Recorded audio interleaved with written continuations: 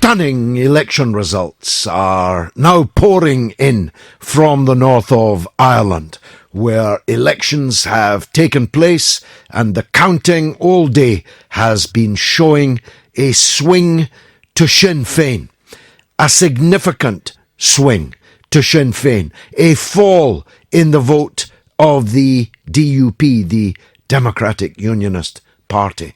In fact, Sinn Féin have strengthened at the expense of the SDLP and the left-wing People Before Profit alliance, and the DUP have weakened. It's not entirely sure yet to whom. But the consequences are extremely important. First of all, the parties must now agree a power-sharing executive, and if they do not, within a very limited period of time, then the British government will have to rule the north of Ireland from Westminster, which would be a very, very bad idea, and not just for Ireland, for Westminster has more than its hands full with events relating to Britain's withdrawal from the European Union and its relations with Scotland, about which more in a moment. The proximate cause of these snap elections in the north of Ireland was the scandal around Cash for Ash, a scheme operated and instigated, and some say profited by, people connected to the DUP. That Ash for Cash meant that for every pound you put in, you got £1.60 out. It was touted as an environmental measure, though it turned out to be nothing of the kind.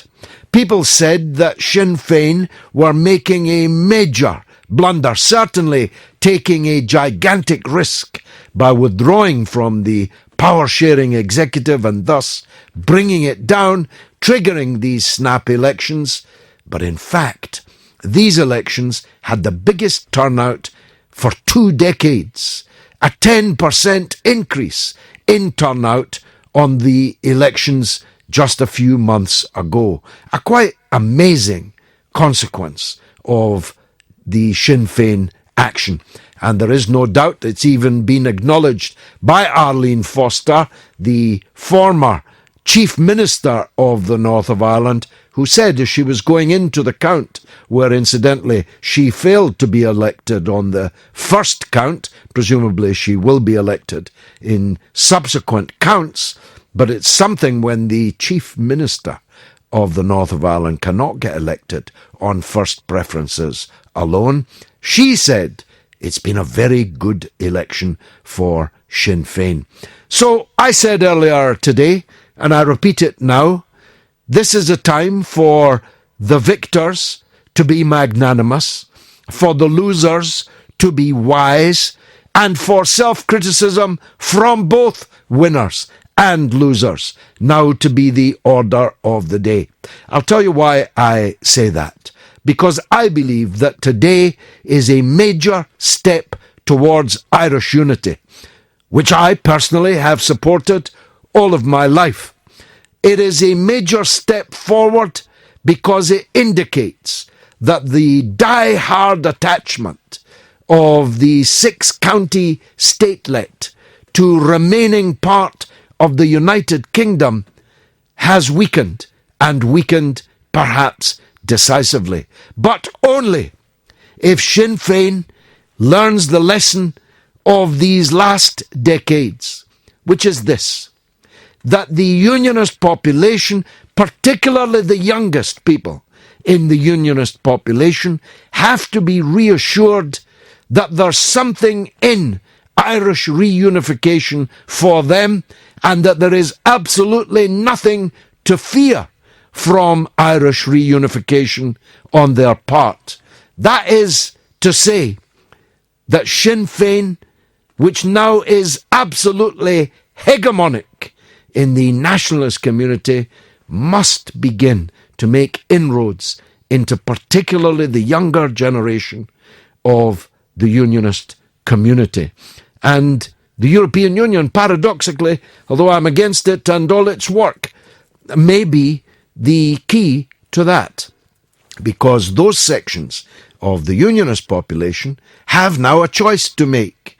Do they leave the EU with their unionist elders, or do they stay in the EU in a reunified Ireland? The stakes are very, very high. Let me turn now to the Conservative Party conference in Glasgow. As Yasmin said just before I took on the conch here this evening, none of that statement makes any sense. None of that sentence makes any sense. The Conservative Conference in Glasgow. Well, with all the authority of having one Scottish Conservative Member of Parliament in the entire country, Theresa May ventured north into Glasgow to address the, frankly, rather sparse crowd at the Conservative Party conference. It was, as Gaul goes, chutzpah, brass neck, well, something to behold. But that doesn't mean that everything she said there was wrong. As a matter of fact, I want to go further than Theresa May. It's time for the British government to set a date after the withdrawal from the European Union for a second independence referendum in Scotland. And that way, we can be the yes rather than the no. There's no point whatever in a British government denying a Scottish Parliament a referendum. That is a democratic monstrosity, because Scotland is a nation. It has a right of national self-determination.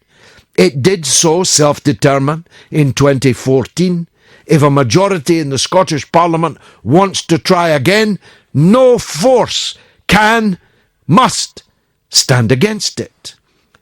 But the British state has every interest in whether or not it's going to be torn asunder, on whether it's going to lose half of its landmass, as to whether or not Britain as a state is going to continue to exist in the way that we have known it for 300 years. So, honour can be held on both sides. The British government can say, yes, it's clear that the Scottish Parliament wants another referendum. Therefore, we hereby set a date just beyond Britain's withdrawal from the European Union, and the question will be, do you wish to remain in the British state? Do you wish to continue as a member of Great Britain? And we'll be the yes, Nicola Sturgeon will be the no, and then we can have this matter resolved, finally, I hope, and certainly, to coin a phrase, for a generation. Which brings me to my last point, which is the brouhaha in the House of Lords this week over the triggering of Article 50 in the European Union referendum. Now, cards on the table, I'm absolutely committed to the passing of Article 50. I'm absolutely committed to Britain leaving the European Union and rejoining the world. As a matter of fact, if God spares me, I'm really looking forward to it. To Britain again seeing the world as its oyster, rather than being a part of the fading, failing, flailing European Union, which frankly will be lucky still to exist by the time we exit from it. So much depending on the election results in France, in the Netherlands, in Italy, and even in Germany itself. But the amendment that was tabled, and which was carried in a landslide, should be accepted by Theresa May and the British government. There is no point in holding out against it. there's no point in holding out against it because it will almost certainly pass in the House of Commons. That amendment is that we should say, before the negotiations start, that whatever happens, we will allow the citizens of the European Union who are not British citizens, who are living here, who have made their lives here, should continue to be able to live here. First of all, talk about seizing the moral high ground. What could be a higher ground than to say to the nest of vipers in Brussels, whether you deport British citizens from the European Union or not, we are sufficiently cognizant of the fact that we remain Europeans, and we're sufficiently civilized to say we will not deport the European Union citizens living here in Britain. So, moral high ground and practical political considerations dictate that Theresa May backs down, climbs down, and allows this matter to be incorporated on the face of the bill. Now, of course, I know the argument that a poker player never shows their cards before bidding. Of course not. And of course no trade unionist, no businessman or woman gives away its bargaining chips before the time is right. But people are not bargaining chips. People are more important than chips in a poker game or any other kind of game. Now, one of the few men worthy of a seat in the aforementioned House of Lords is the former distinguished British diplomat and now Lord Andrew Green, who joins us on the line from Oxfordshire. Lord Andrew Green, thanks very much for coming on board. A very good day to you, George. And to you, sir. And the atmosphere the other night was a little bit more choice than it normally is in the sedate red benches. It was indeed, yes. It was really quite an interesting occasion. Because it was the first attempt to get an amendment to this bill to trigger the negotiations. It was really quite something of an occasion, I think. Well, the point is the triggering of Article 50. The amendment, you may have heard my talk-up, if not, I'll summarise it. I understand, of course, that poker players don't give away their cards until they've until the right moment, or ditto trade union negotiators and so on. But I would have thought the argument that Britain could establish itself on the very highest of moral grounds by saying, well, we're not going to deport EU citizens who are not British citizens, whether you want to be beastly in Brussels or not. Yes. Well, I mean, of course, I don't think there's any question of deporting EU citizens, certainly not those who've already acquired a right to be here. I think my main concern with the amendment, I don't think this is going to be a huge problem anyway, but my main concern was they said absolutely nothing about Brits in the EU. Sure. We've got nearly 1 million British citizens who are resident in different countries of the EU, and not a word was said about it. No, and Tebbit got tremendous stick for making that point, which is a rather obvious one. His choice of words might have been better. Yes, he makes his points in his own way, but I mean, broadly speaking, I mean, it's perfectly fair, I think, to say that we should be concerned about both those categories, and we should treat them together, especially as what this amendment is saying is that within 3 months the government have got to come up with some proposals. Well, in 3 months' time we'll be in the middle of our negotiations anyway. So the obvious thing to do is to say to the Europeans, look, come on, let's take this as the first item, because our citizens and your citizens need some assurance about their futures. That seems to me perfectly fair. I suppose my underlying anxiety as someone who supports Brexit is that this was on the face of it about one thing, but was in reality about something else, namely throwing as many spanners in the works of Brexit as possible. Am I being too cynical? What a suspicious fellow you are, George. I can imagine how you could possibly think that. Or that you've even looked at the list of people who supported this amendment. Indeed so, yes. I think that may well have been a factor. But I think I don't think we should be playing this kind of game, frankly, with anyone's future. All these people, Brits and foreigners in Britain, went to work in another EU country entirely honestly, entirely legally, and with every expectation they could continue. And we've got to sort it out. There are technicalities in it, and we'll deal with those in due course. But I think what we should now be saying to the Europeans is, right, come on, this is 4 million people, and their friends, and their relatives, and their children, and their futures. Let's get the hell on with it. It's not that difficult. Let's get moving. Well, amen, I agree with that. If we assume for a moment that my darkest suspicions might be accurate, what would be the next spanner in the works? What might the Lords, or for that matter the Commons, or for that matter the courts, do next?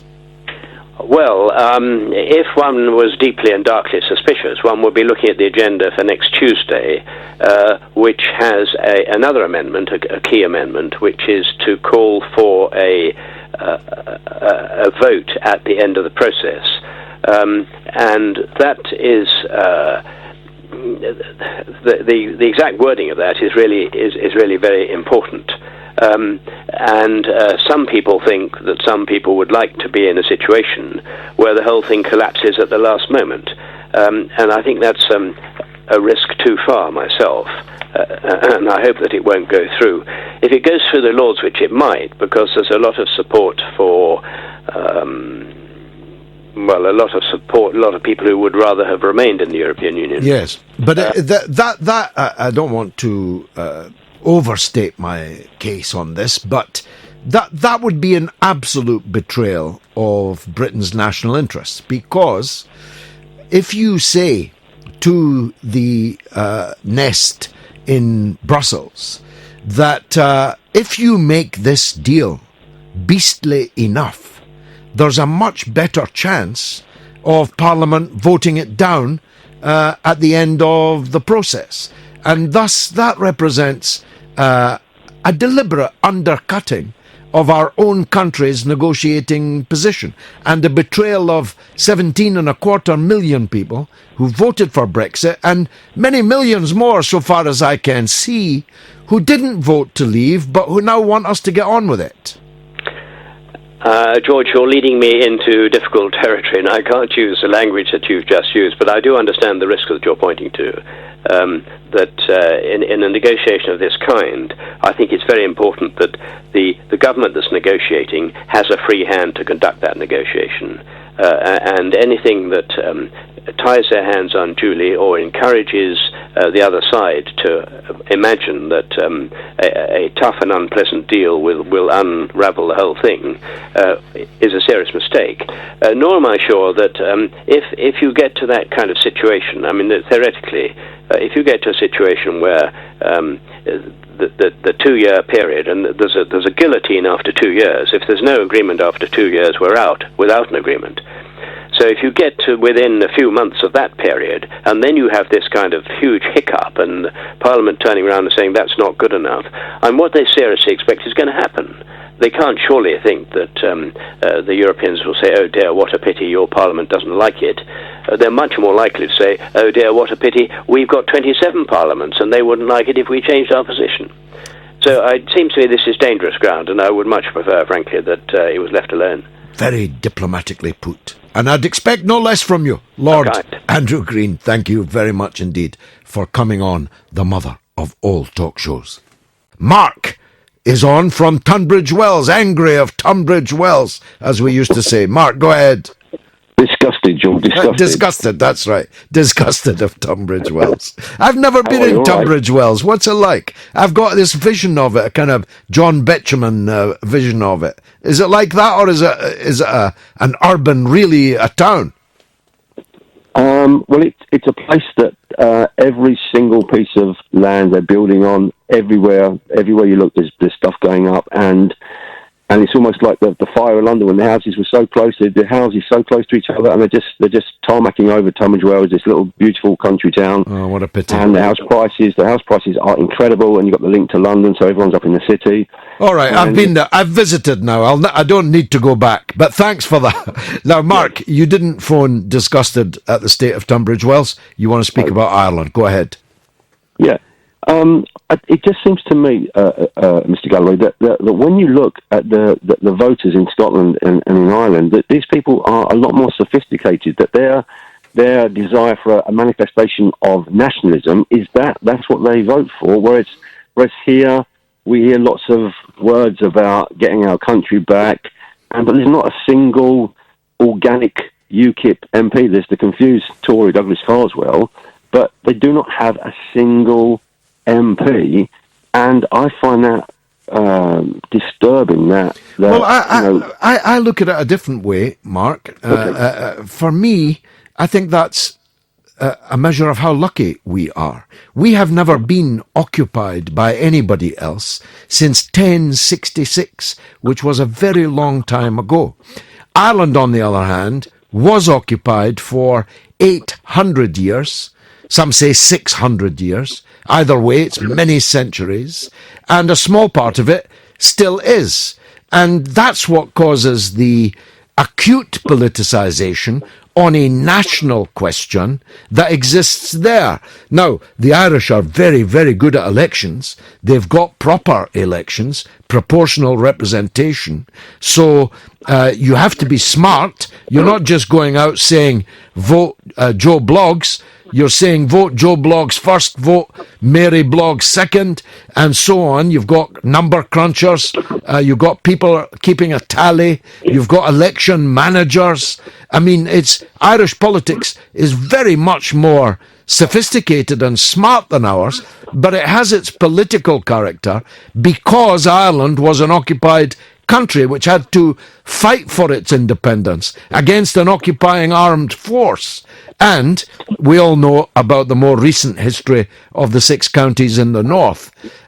We, on the other hand, here in Britain, have a much more benign political situation so far as nationalism is concerned, particularly in England. English people are the least nationalistic people I've met anywhere in the world, and I happen to think that that's one of the best things about them. Mm-hmm. But George, what about you talk about we've not been invaded since William the Conqueror, to Guillaume le Bâtard, as the French call him. But what about William of Orange? The history books, when I look, says the Dutch had an invasion fleet and said, we're going to invade you, and we actually invited him to take the throne. Isn't that? Yes, that's a fair point, and you'll never find me singing the praises of King William of Orange. But it wasn't quite an invasion and occupation. It was more of a deal done by the ruling elite in Britain with him.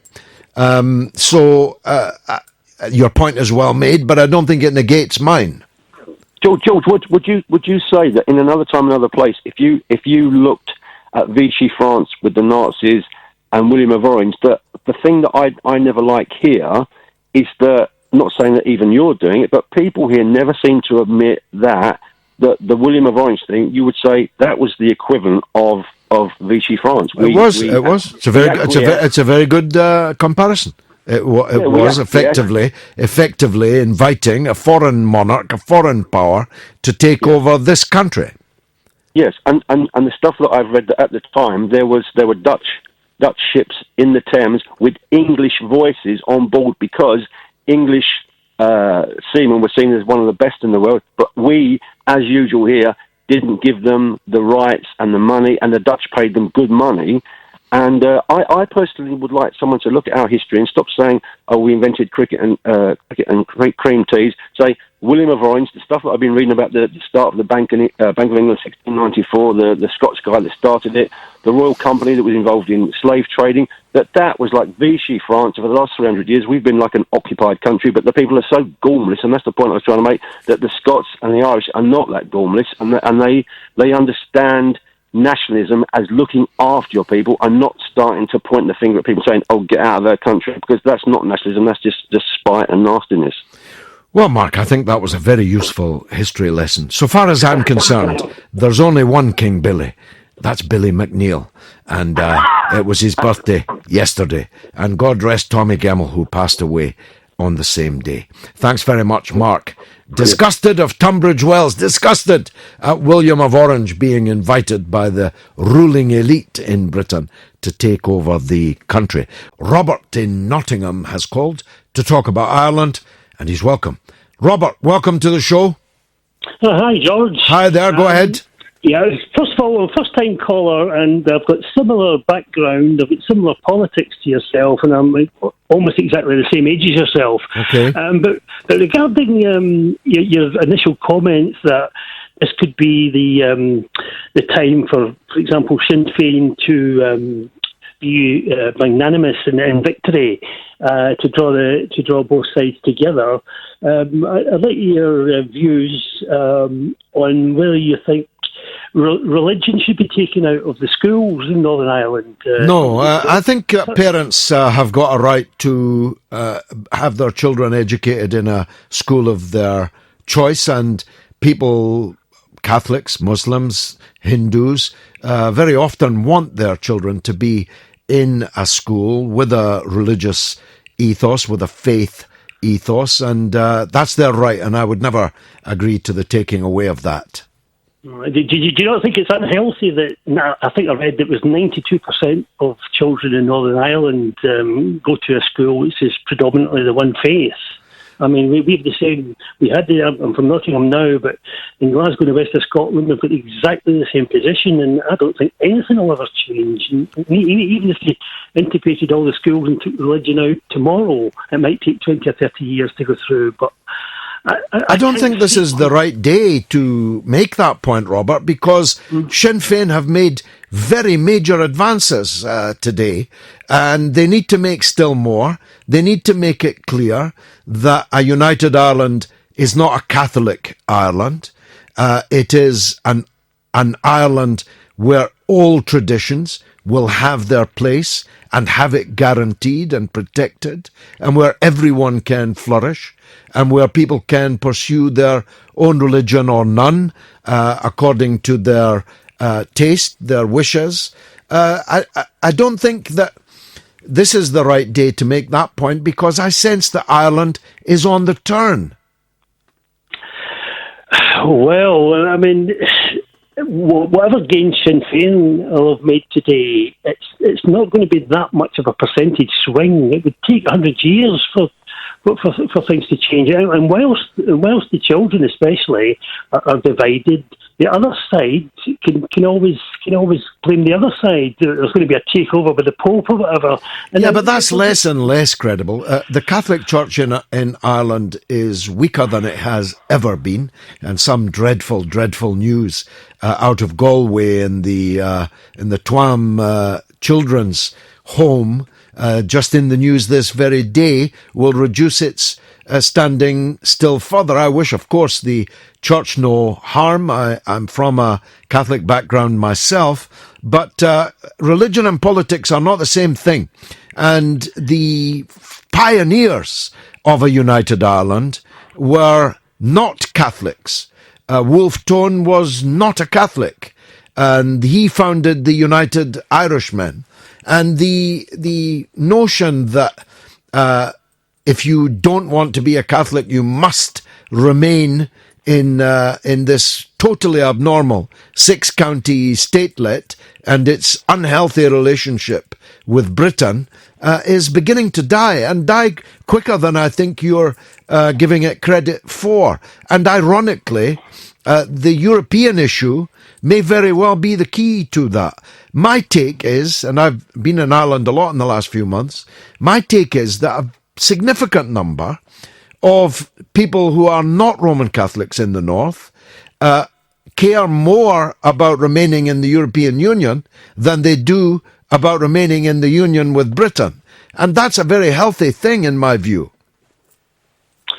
Well, I wish I had your confidence, but I'm a half-empty glass man myself. Confidence is my middle name, Robert. Thanks very much for your call, my friend. Thank you. Very Bye. good to hear from you. Let's go to John in Germany. Go ahead, John. Hello, George. You're not going to like what I'm going to say. It's controversial. That's all right. Another Scotsman in another unfamiliar place. Go ahead. That's it. The 6 states in the north, they're not the bankrupt statelet. The bankrupt statelet is the southern Irish states. Well, that's also true, yes. And it's high time that they saw the writing on the wall, forgot all this rich religious enmity nonsense, forgot all this British enmity nonsense, and they did a reverse takeover, and the 6 states in the southern part of Ireland take their place back at the table of the United Kingdom. Now, that is very controversial and, of course, never going to happen. But let me deal with what I think lies behind your point, which is absolutely correct. The Tweedledee and Tweedledum of Fine Gael and Fianna Fáil, the 2 cheeks of the same backside that have ruled the Irish state since its inception, are utterly bankrupted.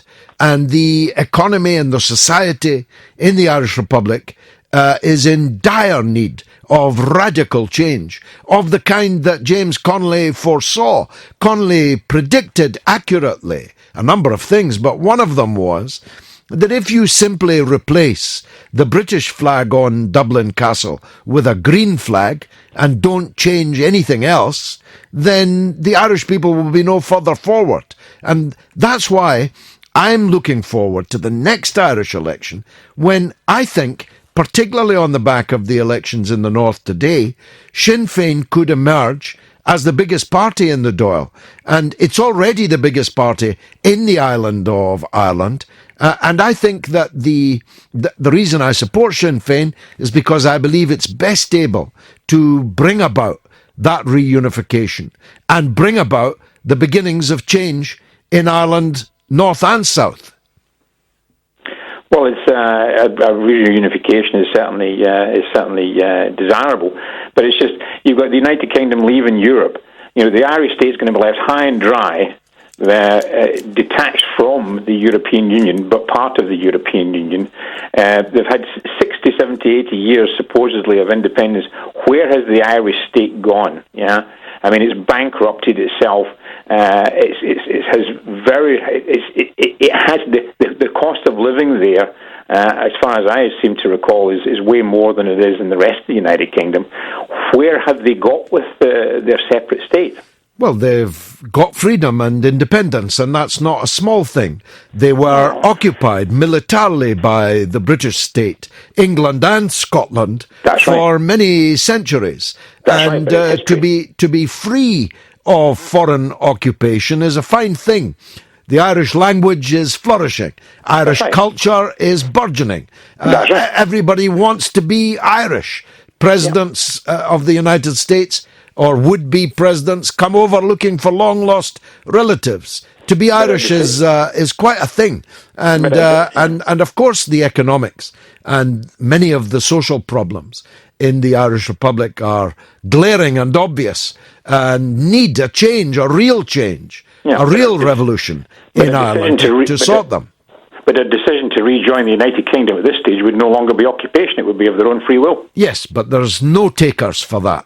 I spend a lot of time in Ireland, not as much as I would like to, but I have been several times, north and south, over the last couple of months. And I can assure you, John, if you stood on that platform, you definitely would lose not just your deposit, but your jacket, your hat, and everything else. Well, Scottish referendums is the second point. If they're going to have another one, if there's going to be another Scottish referendum, I'm all for another for a second referendum. But the second referendum is overdue in a generation. If it's once in a generation, is the one that they originally had to have this devolved assembly in Holyrood, because again it hasn't done what it's supposed to do, which is make Scotland excellent. Well, that might be true also, but again you would get no takers for that. If you held a referendum tomorrow on scrapping Holyrood, you wouldn't get 2 or 3% of the population voting for that. What is more sensible, I think, is to say that a Holyrood which obsesses about nothing else except going another step further in that direction, is letting the people of Scotland down. The education system is sinking. The health service is sinking. There are real problems on the policing front. I've been looking more closely at that. The concentration of the police into one force instead of the regional forces that there used to be. The levels of employment and poverty and child poverty and so on in Scotland. These are all things that should be occupying the Scottish government's attention. Instead of spending every waking hour in the day plotting and scheming to produce another independence referendum. Now, I believe, John, and I think that you agree with me, that if we held another referendum now, Nicola Sturgeon would be very soundly beaten. And that's why the government should seize the nettle, the thistle, and say, we are going to have another referendum. It will not be until after Brexit. It'll be on such and such a date, right after the Brexit negotiations have closed.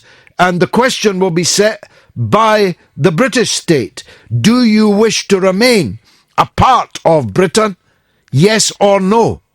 Don't you agree? Well, that was the question they should have posed the last time round. Indeed. In truth. And that was down to Cameron. And this whole stuff about 50-50s. I mean, even a golf club doesn't change its constitution on a 50-50 vote, yeah? Normally to change the constitution of companies, golf clubs, never mind a state, you need to have more than 51%. You need to have like 60 or something like that, yeah? This 50-50 stuff and something as fundamental and critical as changing the constitution at any one moment in time, because it's a snapshot of a moment in time. It's not sufficient, but you're quite correct. The whole pretext excuse that's been brought forward of the so-called 62% of people who voted to remain part of the United Kingdom ignores the fact that of that 62%, a large part of those people were Conservative voters, Labour voters, Liberal Democrat voters, also the people now who were scared into voting Remain, who were also 3 years ago, the very same people who voted no to the breaking up of the United Kingdom. And if they knew that those votes were now being used, their votes were being used as a pretext and as an excuse to have a rerun of this so-called Scottish independence referendum or separatist referendum, they must rue the day that they ever voted Remain. Well, there's no doubt in my mind whatsoever that if Nicola Sturgeon goes to Scotland and says, I want you to vote to leave Britain and join the Euro, join Latvia and Luxembourg, with whom we've got more in common, apparently, than the people of England and Wales, she'll be soundly defeated, John. And that's why I want to get this referendum on. John, unfamiliarly in Germany, wonderful to hear your familiar voice again. Now, Theresa May ventured north to attend the Conservative Party conference in Glasgow. A very strange conflation of words, people and places. The conference didn't look very busy to me. Although it's just been pointed out to me on Twitter, and it's fair enough, the Conservatives are the second party in Scotland now. They have more MSPs than anyone else, other than the Scottish Nationalists, and that's something I never thought I'd say either. When I left Scotland, Labour was absolutely hegemonic, and now it's scarcely visible under its current leadership. That's my point of view. We'll hear from a leading figure, a one-time leadership contender, in just a minute. But first I want to play a couple of clips of Theresa May in Glasgow today. Instead, they have an SNP government obsessed with its own priority of independence, using the mechanisms of devolved government to further its political aims. The SNP have been allowed to get away with it for too long. Well, that was throwing down the gauntlet, you could say. It's certainly been interpreted that way. I myself think the gauntlet should be more decisive, that the British government should call another referendum on Scottish separatism, and it should do so with a date after the Brexit negotiations are completed. Let me put that to my guest, Neil Findlay, a member of the Scottish Parliament, and a likely lad to be sure. And welcome on the show. Neil, are you there? Yes, good evening, George. How are you? Good evening, yes, good, thank you. Now, Theresa May is a kind of odd voice in this debate, but that doesn't mean that what she's saying is necessarily wrong. It is the case.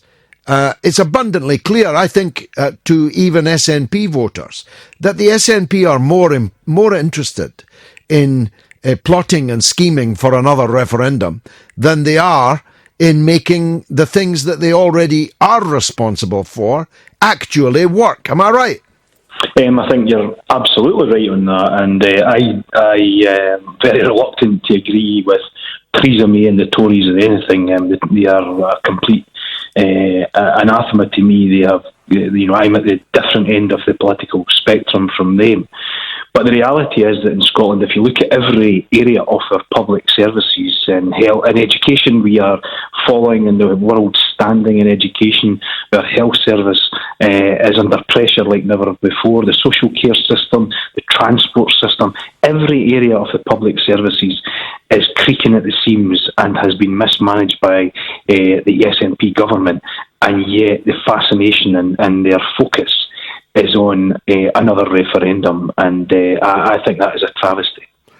I think, nonetheless, that it's a mistake to deny them a referendum for these reasons. First of all, as a matter of principle, theory and practice, Scotland has a right to a referendum any time it decides to have one, and the only way you could measure that is through the Scottish Parliament itself. So if the Scottish Parliament votes to have a referendum, then a referendum there should be. Well, George, yes, but there's a great deal of hypocrisy in this, because at the moment, for example, we had a vote recently on Brexit in the Scottish Parliament, and Nicola Sturgeon demanded that the will of the Scottish Parliament is respected.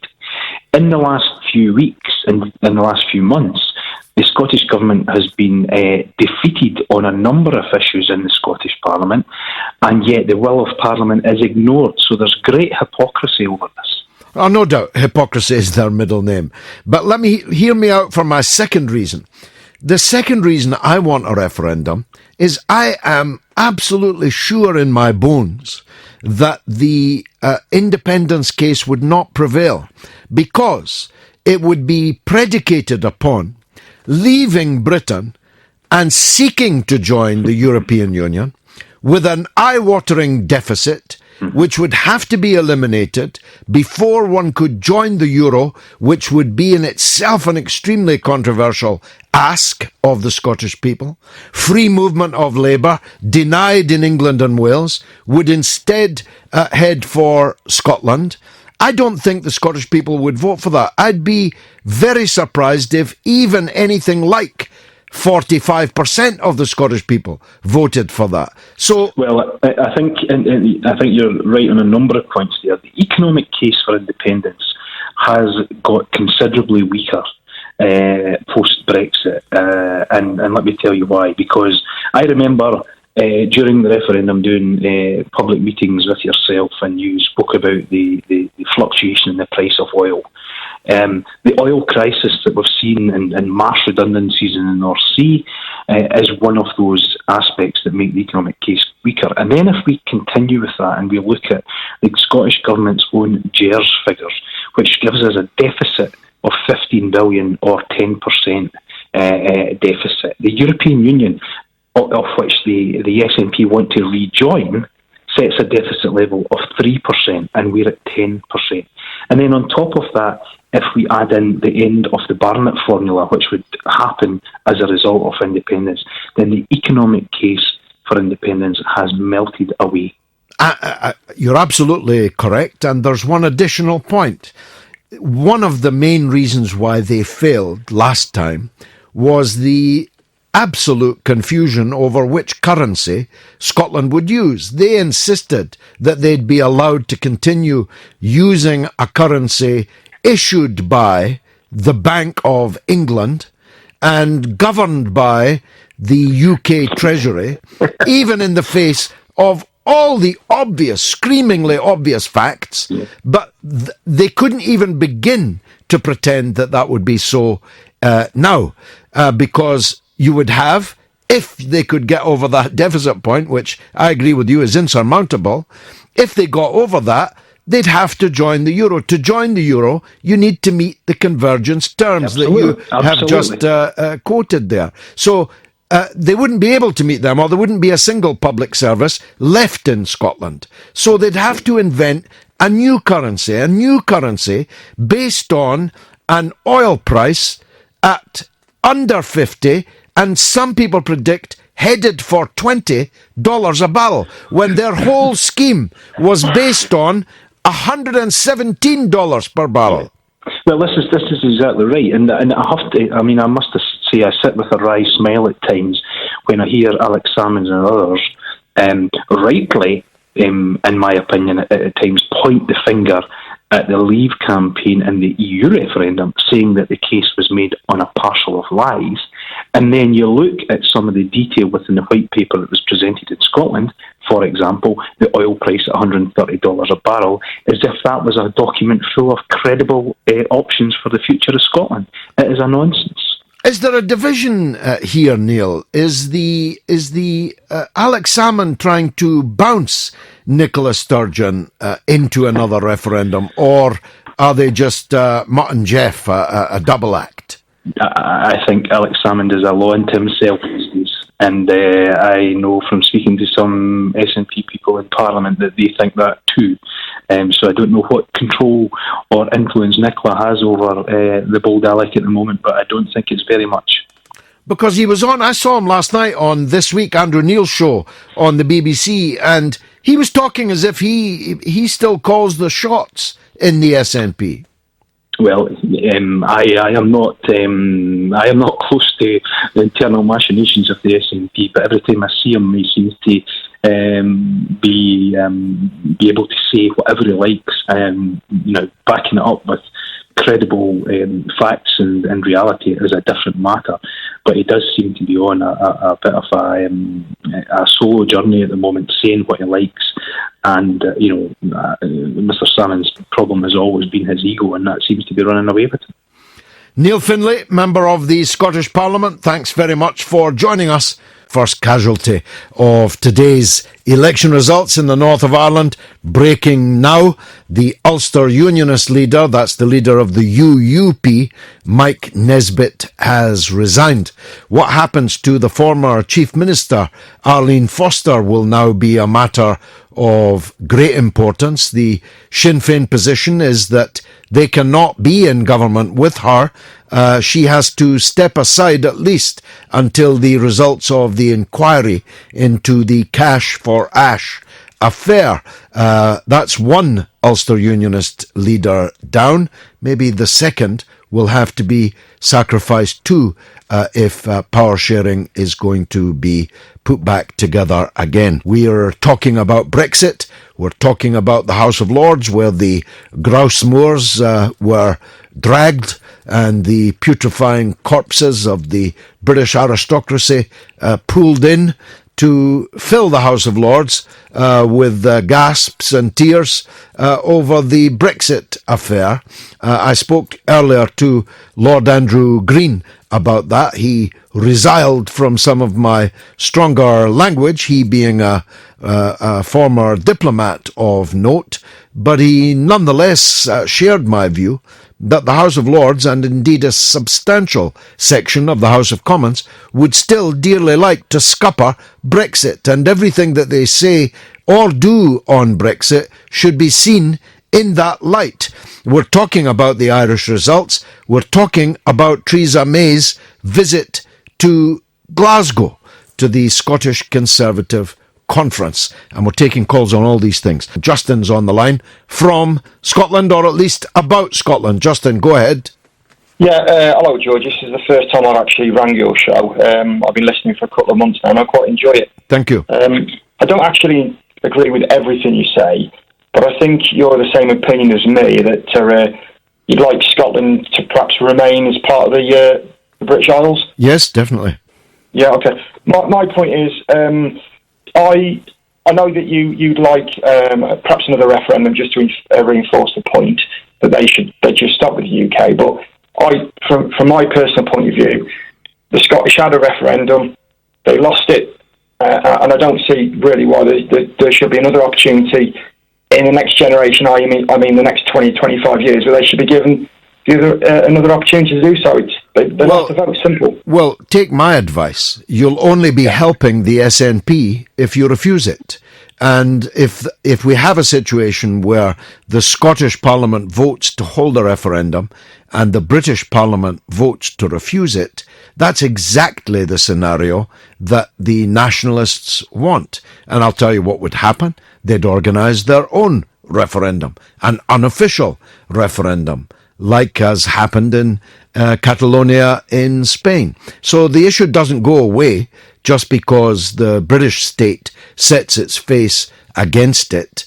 And it's really a matter for the Scottish people and no one else how often they have a referendum. But what I will say is the more often you go to the well, the more likely you are to find that the water level has receded very considerably, Justin. Yeah, I take your point. I mean, obviously, with referendums, they obviously cost money, don't they? And in times of austerity, that money's got to be found from somewhere. Well, I don't think that the price of holding a vote is either significant and certainly not significant enough to be a reason for not holding one. Just, I'm begging you to take my advice. If Nicola Sturgeon and Alex Salmond could dream of a scenario more useful to them than the one that you suggest, trust me, they would already be in heaven, because what they would love more than anything else is to maximise the number of Scottish people feeling a grievance at being denied the opportunity of having a vote by English MPs. That's a dream scenario for them, Justin. Yeah, it may well be. I mean, with the SNP, I know for the last referendum, they wanted to cherry pick. I mean, you mentioned it in your previous conversation with your other caller, whereby they wanted to keep the UK currency, and that kind of thing. But you can't cherry pick. You're either in or you're out, and you can't have the best of both. Well, that's correct. That's correct, and that's why we should put this matter to bed now by calling their bluff and carrying out a referendum organised by Britain this time, with the question being, do you wish to remain in Britain? And therefore the answer that I'll be fighting for is yes, because I believe that partitioning small islands is a very bad idea. It's a bad idea everywhere. It's a bad idea in Ireland. It's a bad idea in Cyprus. It's a bad idea in Palestine. I could go on. Justin, thanks for the call. It's been nice talking to you. You can SMS, as Peter has. He says, Mr. Galloway, when I was 13 in 1973, 170,000 people worked on the Clyde. But my question is, where is the merchant fleet we need to trade in this new Brexit world? Or will we be dependent on the Greek fleet, says Peter in Glasgow. Now, Peter, it's a good point that you raise. I too remember those days. I was involved in the Upper Clyde shipbuilder struggle as a young man. And I remember that the Clyde was filled with the sound of hammers and the sparks flying as we made these wonderful ships of steel that then sailed the seven seas laden with British manufactures. And those were definitely the days. Those were better days. I have no doubt about that. But the point about Brexit, Peter, is we will be able to make these decisions for ourselves. So the proper answer to your question is that depends on what kind of government we elect. If we elect a good government, we'll get good things. If we elect a bad government, we'll get bad things. And we'll only have ourselves to blame, not anybody else. Let me take an email this time from Eric Game. George, could you give me your view on the SNP calling another referendum after their conference. With a 9.5% budget deficit, I didn't think it was possible to join the EU. There would have to be painful austerity cuts. On top, by the way, this is me speaking of the existing austerity cuts, to reduce the deficit.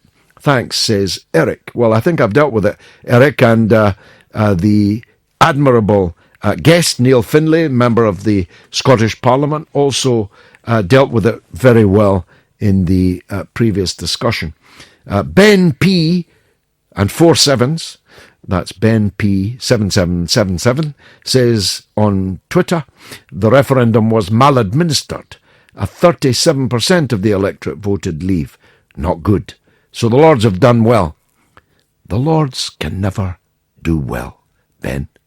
What possible justification can there be for an unelected House of Parliament to defy not only the elected House of Parliament, but to deny the British people in a referendum who've already made the decision to leave?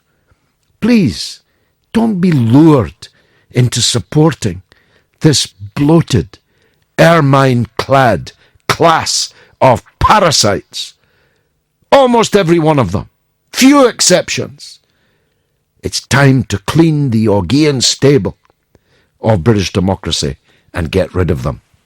Here's Andrew in the north of Ireland on the Irish election. Andrew, welcome. Go ahead. Hi, George. Great to be back on the show again. Welcome. Yes, so there's a few things I would like to discuss that some of your callers made earlier. I think one of the callers at the start, I think it was the first caller on the Irish elections, made out like Catholics and Protestants were at each other's throat, and certainly in a political sense, Sinn Féin and the DUP, that's correct. However, on the street level, that's completely untrue.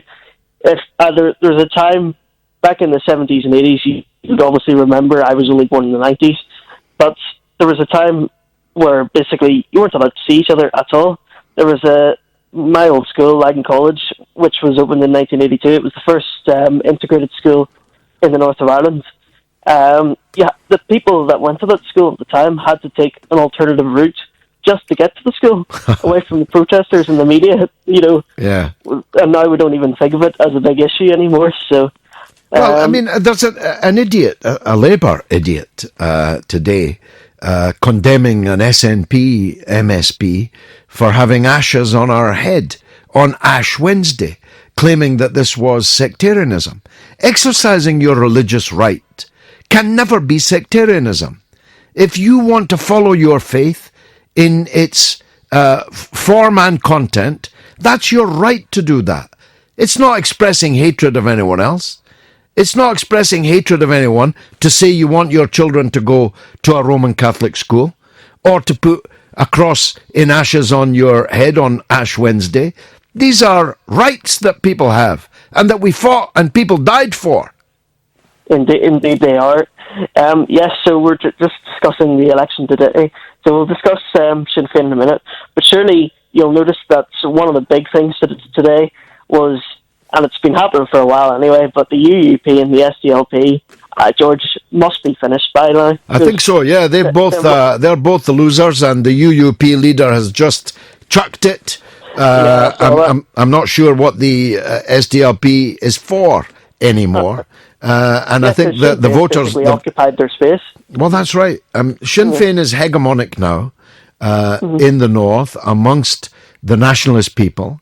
It is the biggest party in Ireland, and the best thing is for all progressive people of all religions and none to get behind a party that can unify the island and can take the island where the Irish people want it to be.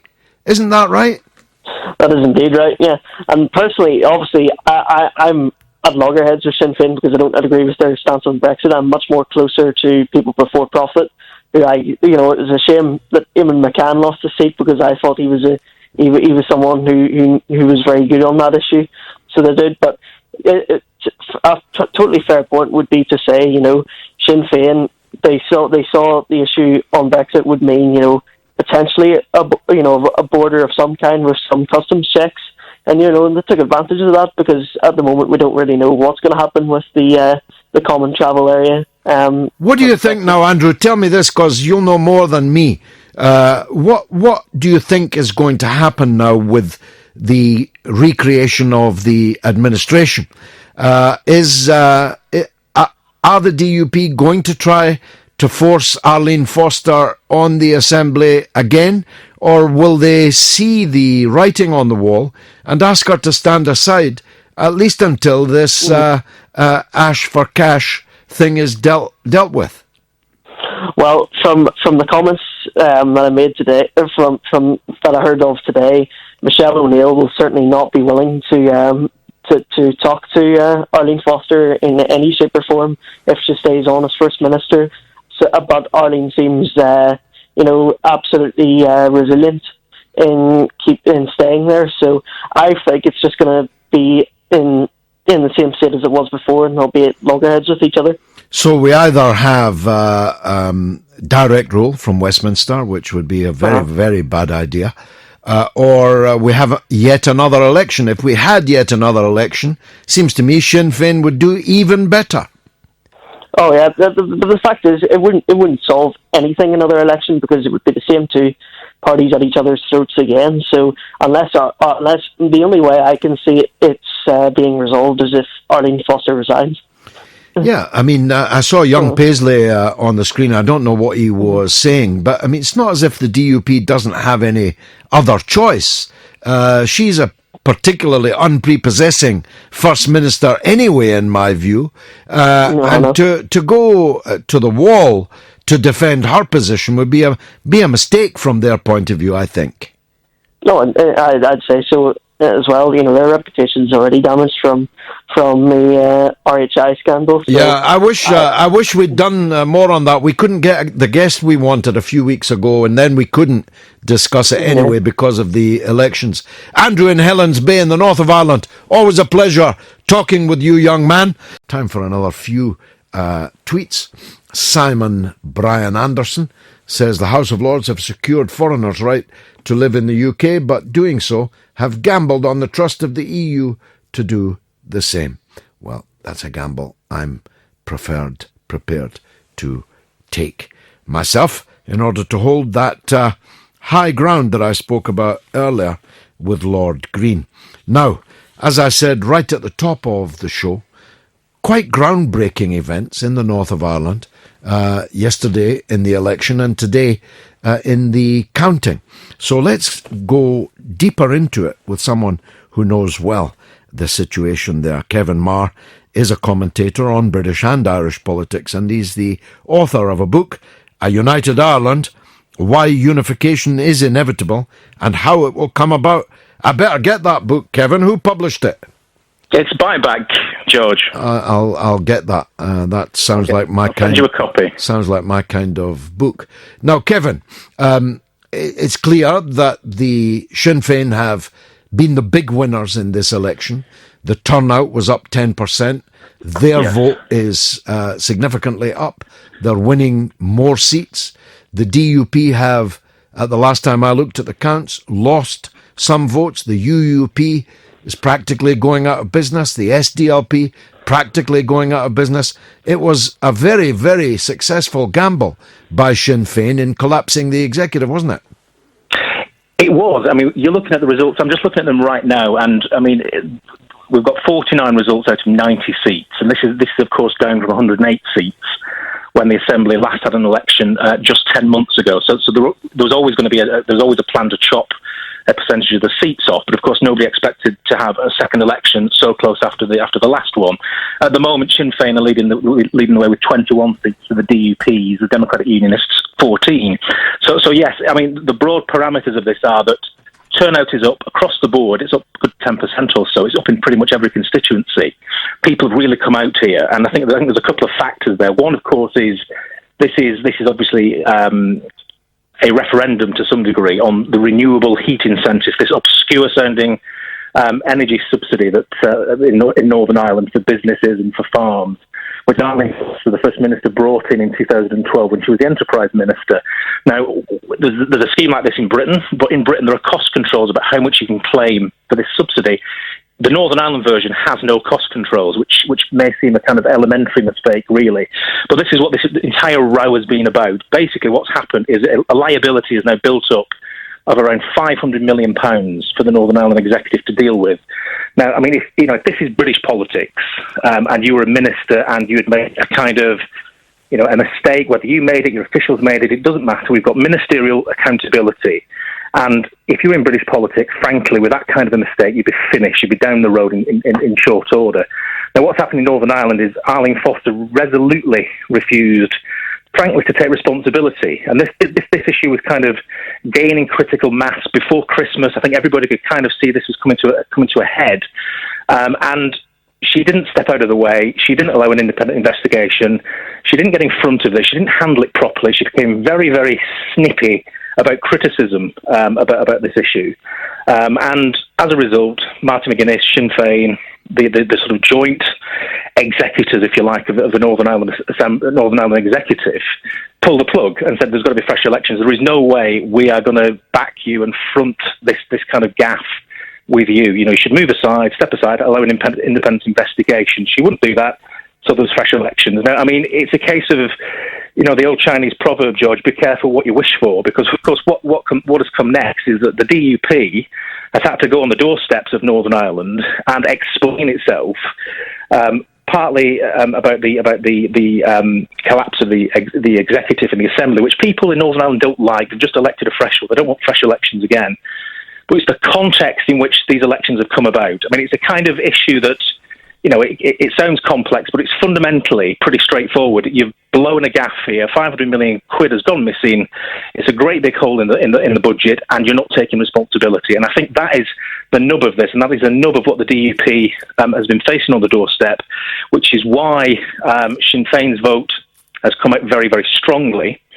And had a great issue to kind of rally around, and why I think Democratic Unionist Party's vote there is obviously some evidence of it splintering a little bit and it being demoralised, and it's a bad night in a sense for the DUP politically, because the gap between Sinn Féin and the DUP is something, on the first preference votes today, is something around 1,600 votes.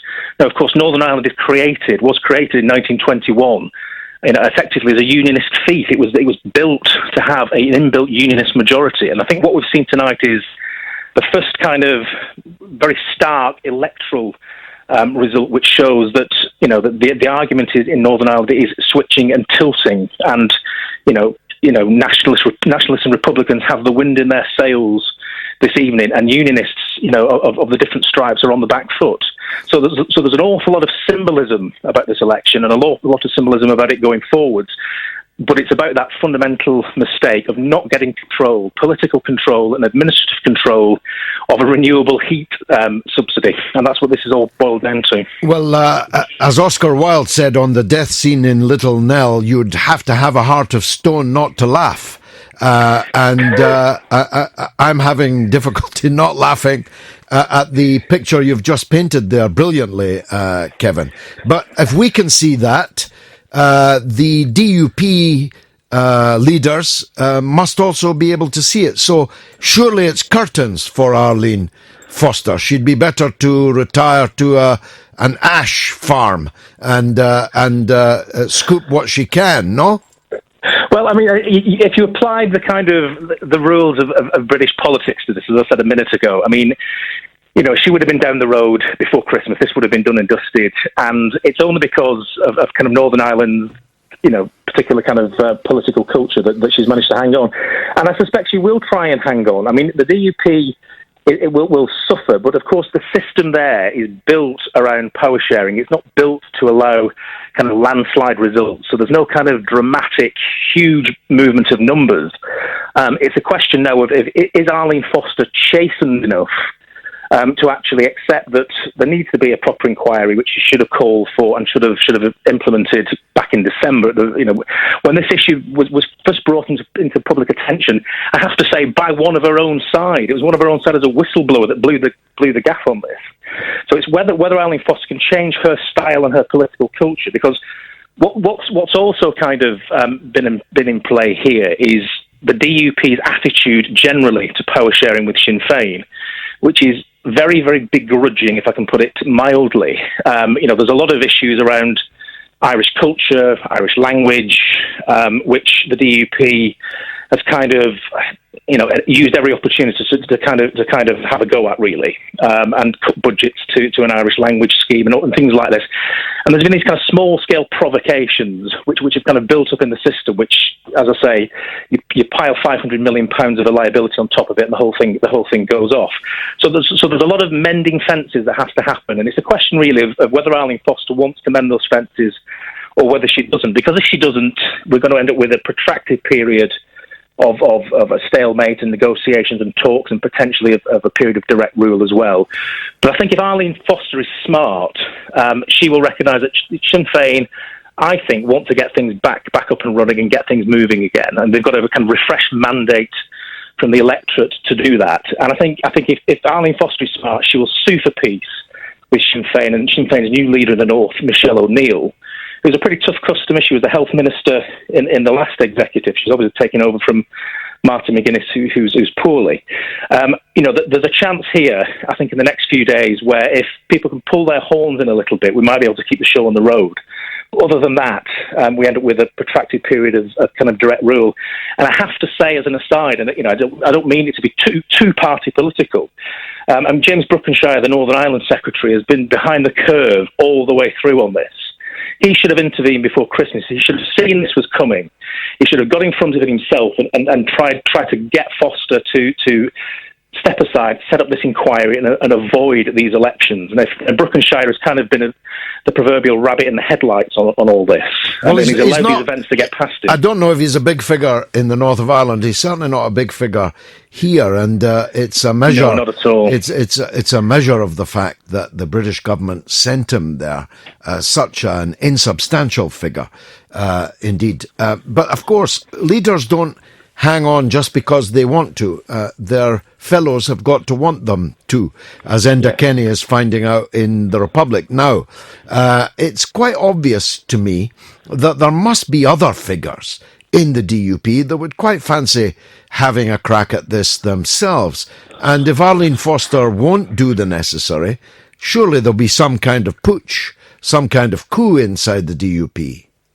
I think it's going to be a very interesting few days for precisely that reason. I think you're absolutely right, George. I mean, one of the other complications with this is, if you're dealing with, in British politics, if you're dealing with a scandal or an issue or a major problem, you want to be able to work out all the kind of the known knowns, if I can quote Donald Rumsfeld. Yes. You want to be able to see through all the angles and make sure you've got a full understanding of all the potential issues that might arise. Now, one of the issues that's going to come with the renewable heat incentive scandal is that they're going to have to publish all the recipients of these grants. Now, if any of these grants have disproportionately gone to people who may be connected with the Democratic Unionist Party, which is certainly the allegation around town in Northern Ireland, then again, you can't close the issue down and move on from it. And I mean, the smart politics here, back in December, was for Arlene Foster to say, look, it's checkmate. I can't really talk or argue my way out of this. I need to step aside, which is what her predecessor Peter Robinson did, 10, 12 years ago when he faced a bit of a personal crisis. He stepped aside and allowed an investigation and then came back a little bit later on. Arlene Foster should have done that at the very start and maintained control of this situation, because what we've seen here is just a classic kind of political crisis that's gathered momentum. And it starts off with something obscure and a bit strange seeming, and it develops a momentum of its own, and then it becomes about other things as well. And we've ended up now with this situation where I think everyone has to take a breather and say, if we don't put this back together fairly quickly, then there's a great period of uncertainty then that opens up before us. And when you're looking at issues like Brexit and lots of other things that are going on that affect Northern Ireland, not being fully functional is not really the best place to be. Kevin, I wish I'd met you many years ago. I look forward to reading your book very much indeed. It's been great talking to you. That's Kevin Marr, British and Irish political commentator, giving us the background to yesterday's elections in the 6 counties. Robert is in London but wants to talk about Scotland, and he's most welcome. Robert. Welcome Hello, to the George. show. Hi. George. Hi. Just three things. One, I fear that your confidence in regards to winning a referendum, if it comes, may be misguided, although, of course, you know more about Scotland than me. Three reasons, mainly. First one, any campaign that's led by Theresa May or the Scottish Conservatives or big figures from the government here, or the Westminster government, that would, of course, be on a sticky wicket just from a standing start. Second, you've got the issues over the sort of campaign they probably run, which would probably be very stats-based or economically based, because they could not sort of invoke the sort of emotive arguments that could win over the people that they need to. And the third reason is that the sort of link to Labour's plight. If Labour sort of remains as it is, and their fair share the vote is small, they are pretty much the swing vote in Scotland, if I'm not mistaken.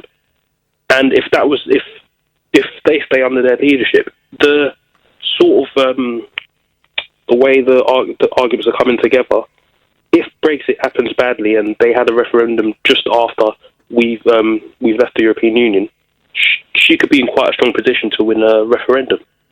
Well, your points 1 and 3 are well-founded. I don't agree with your point 2 because, of course, the Scottish people are not called canny for nothing. Yeah.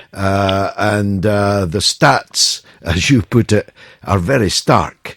The devastation to the public services that would be required to qualify for membership of the European Union, the fact that you would either have to join the euro or you would have to create an entirely new currency is a very, very big ask.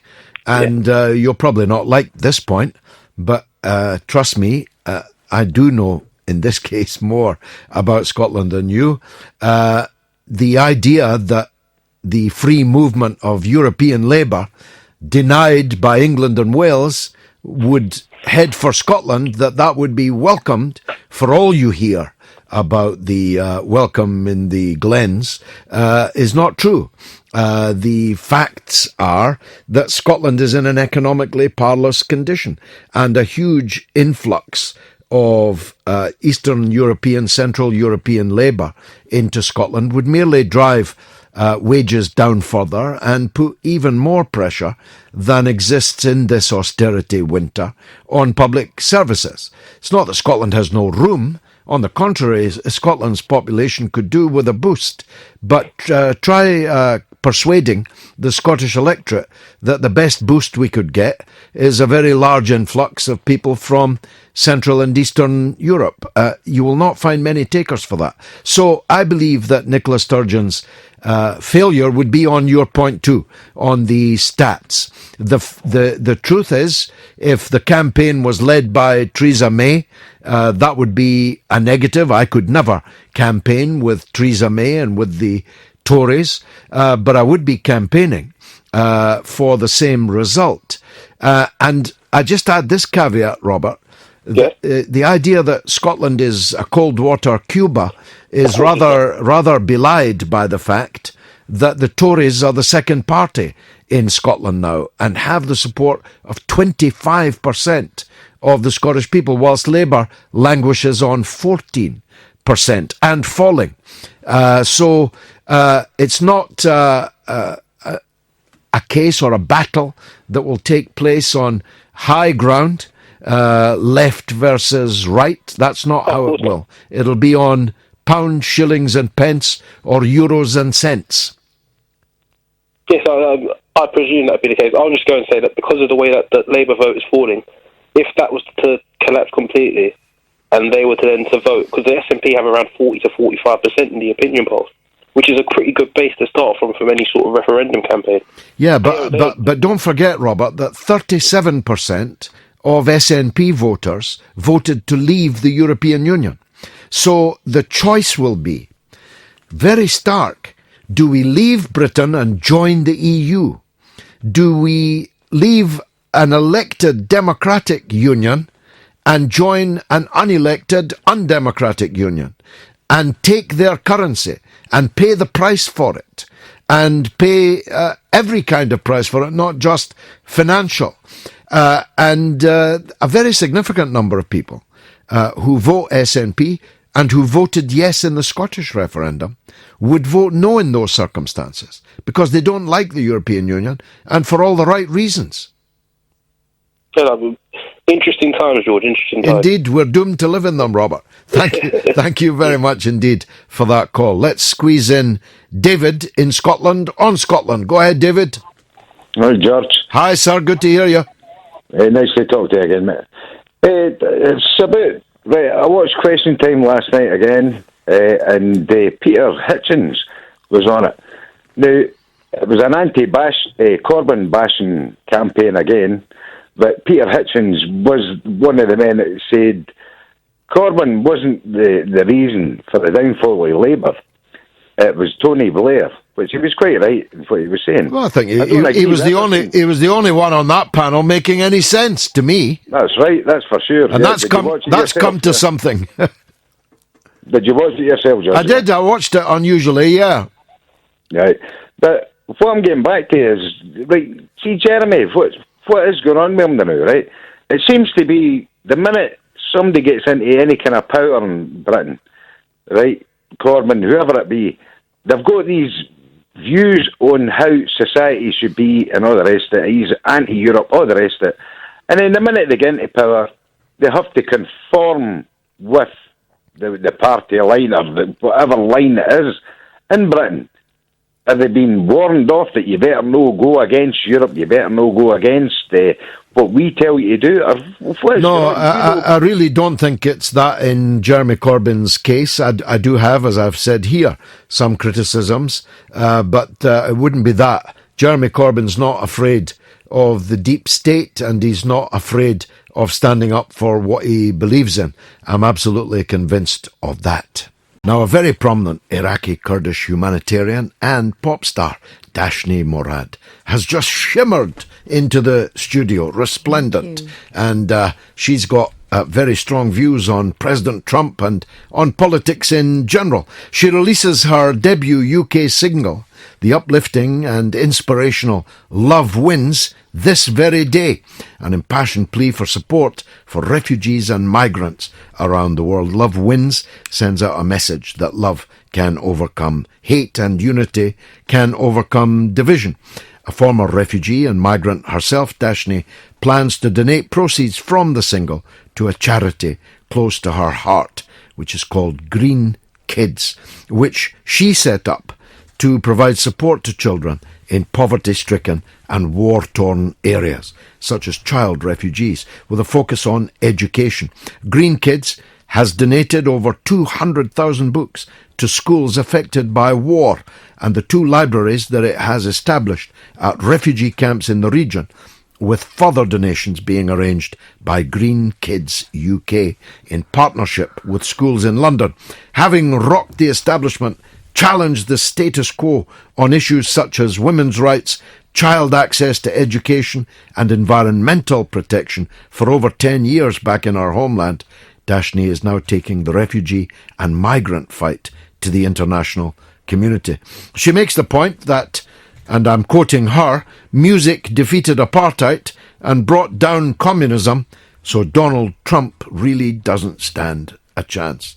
Well, leaving aside that point, Dashni, welcome, first of all, to the show. Thank you very much. Tell us what it is that you're seeking to do on this tour and with these kind of appearances. Well, what we try to do is with the children here in London is to gather as much as we can books and toys that they no longer need, that we can donate to our 3 libraries we have established in the refugee camps in Iraqi Kurdistan, and also to learn about how compassionate children can be. And I've been spending a few years in the camps, and the last project we did was last December, and all the books and toys came from kids in Holland. And then to see how the kids became so happy after they received the toys. Now it's one of my missions to get as much as toys as I can. So that's one of my missions for the moment to be here. Who are the people in these camps in Iraqi Kurdistan? So at the moment we have around 2 million refugees in the Kurdish region of Iraq. 2 million? Yes, they are Iraqi displaced children and from Syria. And we've been working with a lot of different children, but the children we've been working with in last December, that was extremely different because they just escaped ISIS, and that was for me a shock to see how the kids changed because of this horrific war. I could see I could no longer see the child in them, and I could not find ways to proceed the class with the kids and to teach them English. And then the moment we started to distribute the toys, they slowly became children again. So imagine they are kids and they've been growing up within ISIS for 2 years, no school, and all they've been seeing is this barbarian ways of living, and that has huge impact on me and changed my life and my ambitions. Now, you were yourself a refugee. Tell us about that. That was in 1991. We were all fleeing from Saddam's regime and towards the Iranian borders. And we stayed there for 2 years. So my earliest memory as a child is being in the mountains as a refugee child, or experiencing war. And so I think one of the reasons that I came here is because back in the days they did this Simple Truth concert in 1991 here in Wembley. I if I'm not wrong. You're right. And that kind of stuck with me. And the British people have always been giving a helping hand in humanitarian crisis. So, and at the same time, it's such a humanitarian community, a hub for that. So it's all linked to my childhood, you know, remembering of running behind helicopters to catch food, and then growing up telling me where it came from. I'm able to sit opposite you because of those people at that instant moment who believed in giving and caring for humans. And I was able to survive the cold and the hunger. And I was giving not only clothes and food, but also the opportunity to for education, and I want the same high ambition for these kids in the camp, not just to feed them, not just to give them clothes, but to have really high ambitions for them, that they can follow their dreams like any other children in the world. And I think London is the right place to be. Well, Western people are, of course, generous. In fact, ordinary people everywhere, when they're put to the test, are usually in inverse proportion to their wealth, I should tell you. The richer people are less compassionate than the poorer people, in my experience. But, of course, it's a different matter when the refugees take to the roads, take to the seas. There's a momentary flash of affected humanity. For example, the little Syrian boy, Kurdi, who was washed up on a Turkish beach. Alan Kurdi. It touches everybody's hearts, but only briefly. People want refugees to stay in their own country and for it to be made possible for them to do so. How do you react to that dichotomy, if you like, that duality? I made a note on that. I think that's two different. I try to divide that in two different parts. You have non-refugee immigrants and you've got the refugees. When it comes to the non-refugee immigrants, there can be this debate about this argument about controlled immigrant. I think it's not unreasonable. It can be discussed. I think if we look at data, there is with no doubt benefits from immigrants being in the West for the economy, and this creates opportunities and jobs for the UK, for example, citizens, but also they are filling in jobs that the local citizen, for example, may not be able to fill in. But it's not unreasonable to argument this debate. But when it comes to the refugees, I don't think you can debate this. It's inhuman to look away for this, and I think it's extraordinary. It's weird to me. I'm sorry if I can come with the right word. How the international community could not come with a solution to relocate a few million refugees? Well, that's it's just a question for it's me. even worse than that, because the countries that are turning their faces against refugees are, in most cases, the countries that caused the flow of the refugees in the first place. The people who, for example, encouraged, armed, financed the assault on Syria by ISIS and Al-Qaeda, who gave them money, gave them weapons, gave them diplomatic and propaganda support to create murder and mayhem in Syria, then want to slam the door on the Syrian people fleeing from the consequences of their actions. And you could say the same in Libya. I was reading today about the uptick in the number of Libyan refugees caused by the fact that Libya has failed now as a state. It's been destroyed as a state. It is merely a battleground for rival militias, and people are taking to the sea to get away from it. The dichotomy you draw is absolutely the correct one. It's every country's right to control immigration. Yeah, otherwise, absolutely. We'd have no borders, and the world would tilt, because all the people from the poorest countries would come and live and work in the richest countries, which would make the poorest countries poorer, but would also make the working people in the richest countries poorer. That's an interesting note. But the obligation to assist refugees is an absolute obligation. There's no question. There's no question no about debate that. about that. Neither morally nor legally.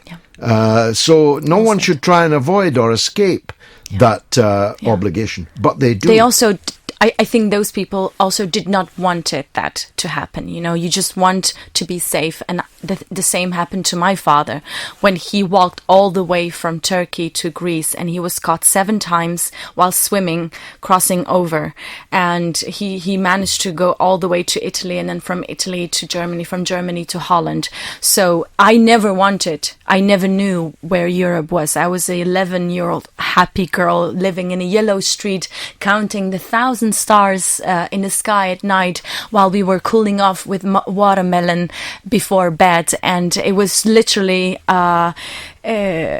it's just magical. It was the land of magic to me. I have never asked to be taken from my friends in school, and I think that's the difference you have to see between refugees and the immigrants. Now, this single that you're releasing, just remind me what the name of it is again. Love Wins. Love Wins. We're going to play it in a minute. Okay. But it's a terrific thing that you're doing. Thank you. And the proceeds are going to Green Kids. Yes. And people can see Green Kids at www.greenkids.org.uk. Anything, before I play it, what would you like to tell me about the song? I think, with Love Wins, it's a personal common message to the people around the world. And it's that the refugees, in particular refugee children, are in desperate need of the world's help. But I think throughout political changes, maybe this help has changed. We have become more distant of the problem, and we're ignoring the problem. And it is important to look at this and to be human towards each other. And I feel that if a song that is more positive, and it's to show that we are all one. I always make like a funny comment, maybe if only aliens invade us, like we might unite, but it's really a positive message. And I think you've been doing quite a lot of charity work in the past yourself, so I think you understand the importance of why helping out. Well, it's not just that you receive a toy, it's that you receive a toy from someone who thought about you very far away. Wow. And who cared enough about you to do something about your situation. So it's an act of solidarity as well as charity, as well as the empathy that any human being should feel for another. Let's play out then with your song, Love Wins, by the very beautiful and talented Dashni Morad, who is, as I said, an Iraqi, Kurdish, humanitarian and pop star and former refugee herself. Dashni, thanks for coming in. Thank you very much. Honor being here with you. Shows. No, very inspiring. The honor is mine. Let's hear it. Do you remember last year in the summer? We said that we never let go. Oh, they try to keep us down, but hey, we're still around. We knew that it was worth fighting for. Oh.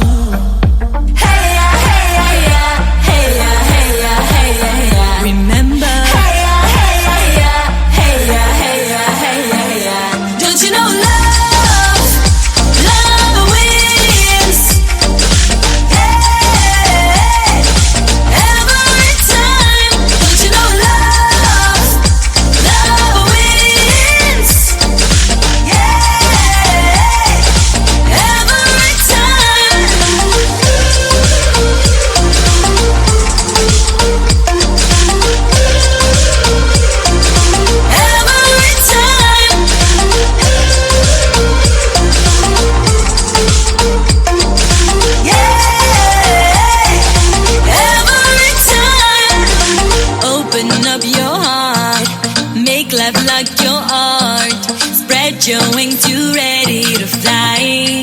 Yeah, sing from your soul. Be brave and be bold. Let your love grow into the light. Yeah. Hey ya, hey ya, hey ya, hey ya, hey ya, hey ya. Remember? Hey ya, hey ya, hey ya, hey ya, hey ya, hey ya. Don't you know love, love wins?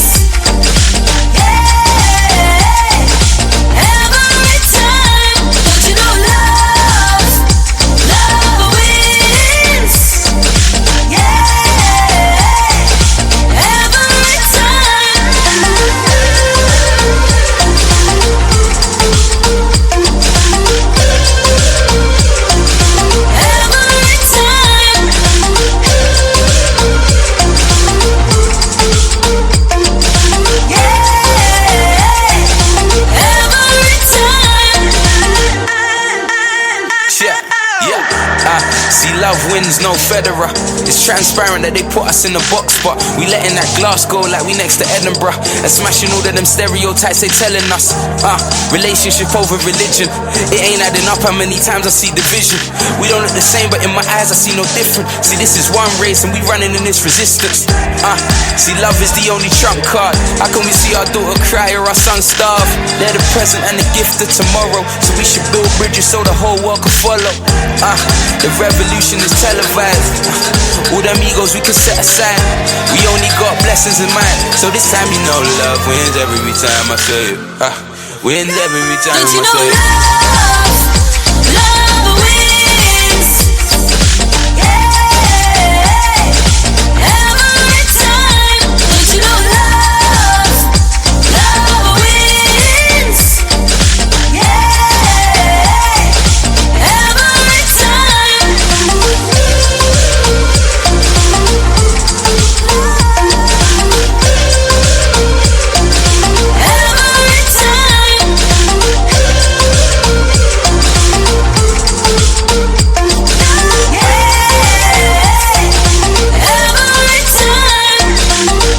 Well, I don't know what I was expecting when I was told that an Iraqi Kurdish humanitarian pop star would be dropping in, but Dashni Morad is definitely all of those things and more. I really liked that song, Love Wins, and she has real star quality.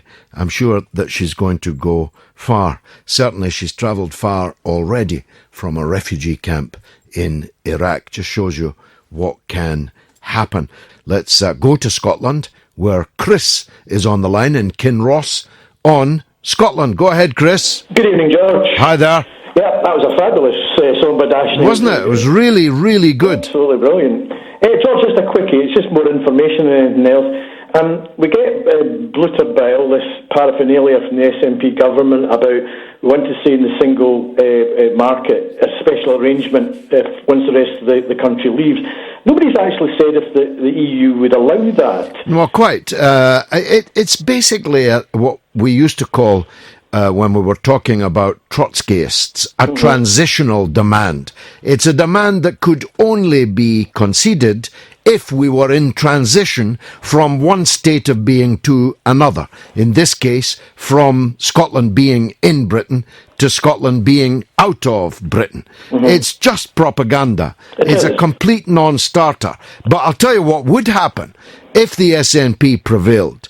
Scotland would be leaving the British single market, where it sells 4 times as much in goods and services than it does with the European Union or, frankly, anywhere else. Absolutely. So what they're asking people to do is leave a British single market with people that they've lived with for hundreds of years, whose language they speak, and have a common culture and many other deep historical ties, to prefer Latvia or Luxembourg. Absolutely. George, It's a ridiculous idea. Right, the other thing which is slightly, I just wish that would have gained more publicity up here, because a lot of people, the way it's presented, as you say, the propaganda, the way it's presented up here, it's almost presented as a fait accompli that it's the nasty Westminster government, they'll not let that happen. But the other side of it as well, George, is the fact that if Scotland got independence, there's no guarantee that we'd actually be even allowed in the EU, because my understanding is that the Spanish would veto it because of the Catalan thing. Well, they might, and that might be the best thing, because the EU requires a convergence criterion of a budget deficit no greater than 3% of GDP, and our deficit is 10%. You got to, do the maths. As I said to an earlier caller, we're not called canny for nothing. Absolutely. If you have to reduce your deficit from 10% to 3%, the result can only be misery. Yeah. And then you'd have to accept the euro. Then you'd have to accept free movement of EU labour. And I just cannot see the Scottish people agreeing to that. That's why I want a referendum, Chris. No, I agree, and I have heard you say in the past, bring it on, and I couldn't agree with you more, because they're just hanging out just to stoke up the resentment, so that there's this false, shower of people wanting to join on. But George, I don't know how often you come up to Scotland, but we're living in a really divided country just now, which is I also find really sad. Well, I'm in Scotland a lot, and my family is still there. Of course. And I am getting my Just Say No tour back on the road. I think our first meeting will be in Oban, for a variety of reasons. And I'll keep you posted. Follow me on Twitter, Chris, and then you'll see that. Thanks very much indeed. Let's squeeze in Colin in Glasgow on the same subject. Colin, welcome. Hi, George. How you doing? I'm good, thanks. George, I'll be honest with you. I voted to leave the UK the last time. Yeah. Because I believed what the SNP were saying. Yeah. I did a 360-degree turn. I am absolutely fed up with the SNP now. They'll not get my vote next time. I think they've passed their peak, Colin. I think peak SNP has been passed. I actually agree with you there, George. But see, my only disappointment in this, and I think I spoke to you before about it. What other party up here? Kaiser Dugdale just doesn't date for me. I don't understand her. I don't see a point. I think she's weak as a leader. So I used to vote Labour years ago, but I just don't know what she represents, to be honest with you. And that's my disappointment. She's the worst leader in Scotland. She's the worst leader Labour ever had. And that is in a long line of failures. If you think that since Donald Dewar, I had many political disagreements with him, but Donald Dewar was a substantial, significant figure in politics. But since him, it's been downhill all the way. And the end result is the person presiding over a Labour opinion poll rating of 14% and lecturing Jeremy Corbyn on how to win elections when she has piloted Labour into third place. And is it my understanding, George, that she didn't even win her seat at the last election, she had to be given a seat. Is that right? She's elected on the list, yeah. Yeah, she was on the electric list, wasn't she? Because I know she never won her seat. I'll tell you that you see the lad that was on earlier, Neil Finlay. He's 10 times better than her, and she beat him. He's 10 times better. And if the Labour Party and we've got crucial local council elections coming up in May, Labour is widely believed to be about to lose power in every single town hall in the whole country. If that happens and they keep her on, then they don't deserve to recover from where they are. No, it's absolutely frightening. It's dark days for Labour. The new job's up here anyway, certainly. Yep, we need change, Colin, and the SNP needs some opposition. And as I just said to an earlier caller, I'm getting back on the road. If Scottish Labour's not up to opposing them, I'll have to do it myself. Colin in Glasgow, many thanks, an excellent call. Let's hear from Anna in London on Brexit. Anna, welcome. Hello, George. How are you? By the grace of God, I'm good, and the better for hearing from you. Go ahead. Yes, George. I was listening to your talk show, and I found it very, very interesting, and you're such a free spirit. You always have a very original take on things. But I was just a bit puzzled by what you said about the House of Lords and what they did on the Brexit vote. Yeah. Because I think that part of what they did was also to try to say that it's not right to use European citizens that have been living in Britain for many, many years, who have been contributing to this country.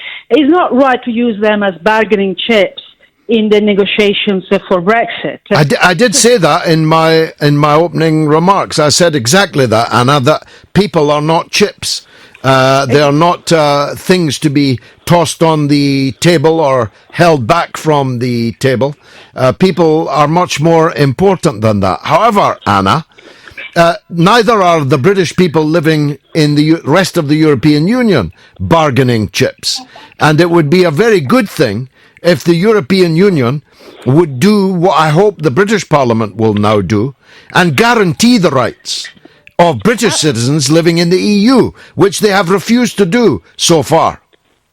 Well, absolutely. You're absolutely right. But the problem is that if Theresa May refuses to say that she's ready to do a goodwill gesture in guaranteeing the rights of 3 million people in the EU, then, of course, on the other side, people are going to be a bit reluctant to do that as the first move. It was Britain who decided to leave, you know. Yes. But Anna, it was our right to decide to leave, and that's what we did decide. And you'll not often find me defending Theresa May, but she said to the European Union leaders, let's begin by mutually agreeing the rights of all of our citizens to remain where they are. It was Angela Merkel who refused to reciprocate. So it's not fair to blame the British government for that failure. That failure lies with the rest of the EU governments. However, it would be the highest moral ground possible for the British Parliament to decide next week, as I believe they will, if Theresa May does not back down. It would be the highest moral ground possible for the British Parliament to say, whether you reciprocate or not, we are going to guarantee the rights of EU citizens living in Britain. So we're on the same page on that. Okay, absolutely. Then I misunderstood you, but I think that it's very, very good to hear it from you, George, because I think that in here, Britain is playing really a very, very important role in showing the higher moral ground and saying, you know, what's your country of origin, Anna? I'm from Italy. Okay. I think Italy might be one of those countries that might also be on its way out of at least the euro, if not the European Union as a whole. My prediction to you, Anna, is that by the time we leave, there will not be a European Union as we have known it. And therefore, a lot of these things lie in uncharted waters, if you know what I mean. Absolutely, you're absolutely right. Anyway, there's your dinner getting put on the table. So I'll let you go. Thanks for the call. Anna in London, succeeded by Norma in Bristol. Go ahead, Norma. Hello, George. My phone call might be a bit boring after that interview. You are never boring, Norma. No, is it Dashni Morat? Dashni Morad. Yeah, I mean, that was really good. I enjoyed that. Well, I'm going to meet her again, but I'm definitely taking my wife with me. Well, yes, all right.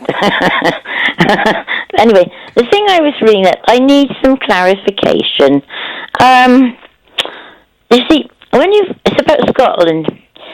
You've got MPs in our Parliament, and we are told which party they represent, like Labour MP, Liberal MP, and all that. Now, people just keep referring to MSPs in Scotland. That means member of the Scottish Parliament, right? I realise that. Yeah. But we're not told which political party they represent. I mean, Neil Findlay, I imagine he was Labour. Yes. He ran for the leadership of Labour. Yeah. He should have got it. They wouldn't be in the mess they're in. No. But the thing is, why don't...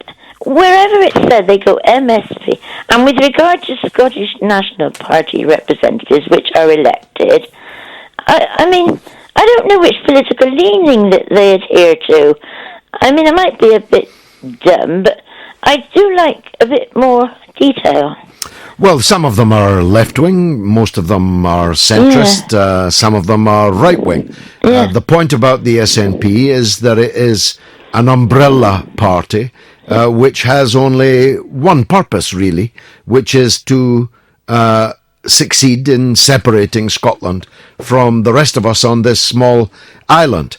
And that's why they've run into difficulty, because they've been ruling Scotland for the last 10 years.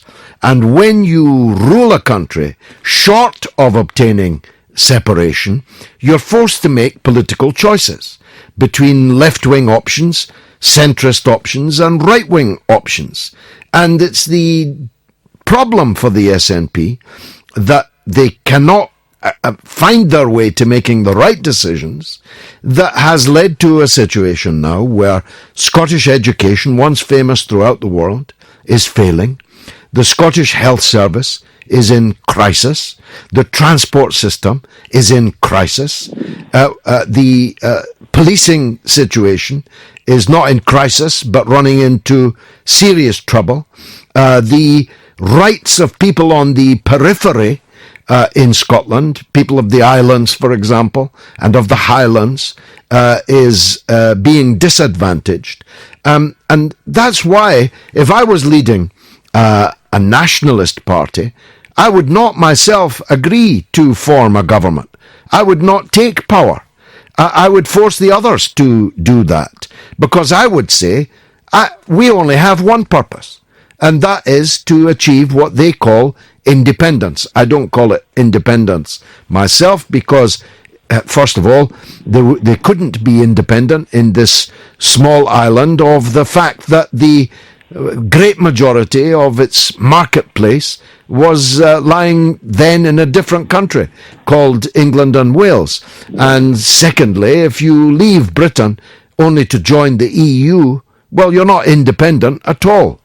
No, but the second, I think of it, the second bit is, why do they just say MSPs? I mean, I'm not really criticising you because I'm very fond of you, but even with Neil Findlay, I assumed he was Labour. Well, if you listen back... Nobody said. Norma, I did. If you listen back, not only did I say so, I said that he had been a one-time leadership contender for the Labour Party in Scotland. And I praised them. So what you should do is listen back to the show and you'll see that I'm right. And most unusually, you're wrong.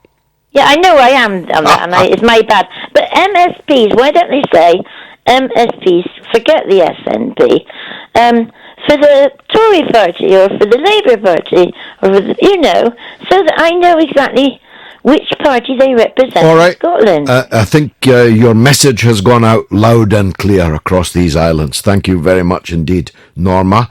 Tad has sent a text I've been lobbying the House of Peers this week at the suggestion of the Bruges Group.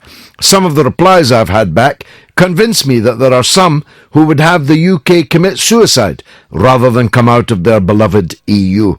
They would wish to derail the entire Brexit process. Where does that come from? Well, Tad, you heard me make that identical point to Lord Andrew Green, and he clucked that it was most undiplomatic of me to put it in those words. But he, although he didn't say so, would, if he could, use exactly those words himself. Marie McFarlane, wonderful young woman that follows me on Twitter, says, I have no problem with another indie ref. In fact, we have more freedom of information facts now after the SNP kept appealing them. Now, they don't like freedom of information much in the Scottish government. Jeff is in London, but wants to talk about Ireland, and he's most welcome. Jeff, go ahead. Hi, George. Thanks for taking my call. Welcome. I don't blame Norma there. SNP, MSP, it's a bit confusing.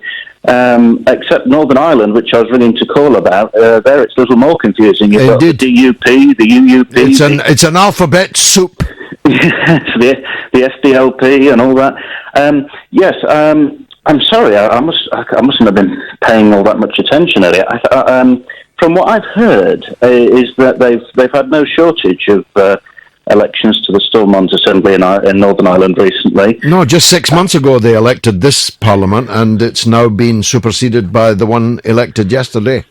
Yeah, and from what I've heard, it's almost exactly the same result, because I think owing to the, religious demographics and so on, you have, I think, like the DUP always gets around, I think it's 38%. You have the Sinn Féin always gets around, I think about 30, is it? Something like that. But that has changed. The DUP is down. The current difference between them is 1,700 votes. Now, given that so-called Northern Ireland was deliberately gerrymandered to preclude entirely the possibility of any such outcome, this is a truly stunning turnaround. And I believe that this is an historic day. I believe a giant step was taken yesterday and today in the count towards the unity of Ireland, which I myself have supported all of my life, being generally against partitioning small countries, as I said earlier, Jeff. Yes, it hasn't worked particularly well in India, Pakistan, or Israel, Palestine, or Cyprus, or many other places. Or Cyprus. Yeah. And I think it's a hallmark of the British Empire, really, isn't it? It is. Divide and conquer. It is entirely. And I think, that's what I was. Your point has been made very powerfully, and if you don't mind, I'll pass on because I've got a lot of people waiting. Jeff in London, thanks for that call. Ray is in Durham on an entirely different matter. Go ahead, Ray. Hi, George. Hi there. My wife has epilepsy, and we went for a mobility car. Now, what we'd had was an appeal, and it got upheld. Now, the appeal, the entitlement was from April 16 to October 17. Now, that gives ability to go for a mobility car, because you have to have over 12 months. But with it being upheld, it also took 8 months to deal with the appeal. Wow. Now, we've lost our car.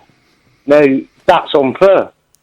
It's unfair, it's unjust, it's unfair, it's unjust, and it is absolutely typical of the vicious government, unelected Prime Minister that we have in this country. And that's the long and the short of it. I need to press on, Ray, because that's not on the agenda tonight, but I just wanted to share with you my anger at that unfairness, that injustice. Rick is on the line again about a different subject, about the police. Go ahead, Rick. George Galloway, it's a pleasure, sir. Recently just talking about the two issues in the news, the issue about detectives and investigators, there being a massive lack of them, and the lobbying for stronger tasers. I don't really think that there's a need for more powerful tasers. maybe more of them, but certainly not more powerful tasers. In terms of working in investigations, this is what I do currently. I've worked in both departments. There is a massive lack of investigators and detectives currently working in the police. The police force I work for, which I'll remain nameless, are actually changing policy to accommodate that. So they're giving more onus on us to say, okay, there's not much solvability for this crime, so we're gonna drop the ball. We're gonna tell this victim, unfortunately, we're not going to be investigating this crime. There's also a massive expansion into virtually investigating crimes over the telephone. Now, this is smart for taking statements over the telephone, but in terms of some crimes like that, I had a crime report to investigate a burglary, and I had to actually ask someone, can you go outside into your garden and just look to see if there's any signs of entry? Can you see if there's anything for forensics to come over and just see if there's any footprints? And I felt so daft, George. I felt it was terrible. It's not the service that I've joined the police to kind of give. Well, and I haven't been in the police for that long, and I've had a really terrible time. Funnily enough, talking of cuts, one of the massive cuts that's happened in the police are the mental health services, all of which has been completely savaged. There's no help for us. I had a really bad time with depression, stress and anxiety. Unfortunately, just look at the draw. I was partnered with a corrupt cop, a bent cop, who's thankfully been in prison for his crimes. I had to learn from him, so when he got in trouble, everything that we did was investigated and really scrutinised, and that was a lot for me. I was a new father. I wasn't with my child. I was working every hour of the day, and this investigation got slammed on me, and it broke me. It was too much, and I had no one to go to. So I had to go to the GP. I had to wait for counselling, a long time for counselling. Police officers used to get that counselling for free through work. If they ever had problems, they don't anymore. Not even officers that investigate child abuse have to deal with that, get the counselling that they need anymore. I actually had to go to a charity called Mind, to which I kind of volunteer now. I do a little bit. I'd love to do more. At the moment, I just talk in the office. I just tell them, I just speak about it. That's how I'm getting through it, obviously, along with my therapy and stuff. But just some thoughts for you, George. Well, they're very powerful thoughts and words, and I feel your pain. And there's much that I'd like to say in response, but the hour is against me. What I would say is that the idea that the police, as Amber Rudd said last night on Question Time, have been protected from cuts is utterly fatuous and untrue. And the pressure on police officers is phenomenal, and a very significant number of them are suffering the kind of problems of stress and anxiety and overwork and dissatisfaction with their work that you have just very powerfully outlined there. I have my own recent experience with the police over a theft of £600 from me and my wife, carried out by a fraudulent trader in Merseyside. And I must say I'm utterly disappointed in the police response to it, even though it's been emblazoned in the Liverpool Echo and is quite well known on social media and so on. I've been moved from pillar to post, usually electronically, and asked to fill in forms that you fill in the form and then the last step doesn't work. The IT isn't up to the job of taking the place of actual police officers. And the actual police officers you can only speak to on the phone. Now, this crime took place before Christmas. It's now March, and I have still not seen a police officer. I've still not spoken to a police officer, only to civilian employees of the police. And I've tried several times online to get through. I've not got the table I bought. I've not got the 600 quid that I parted with. And I've not even got the satisfaction of knowing for sure that the crime is being investigated. A very nice employee of the police in Merseyside called me, said that she would call me back, never did.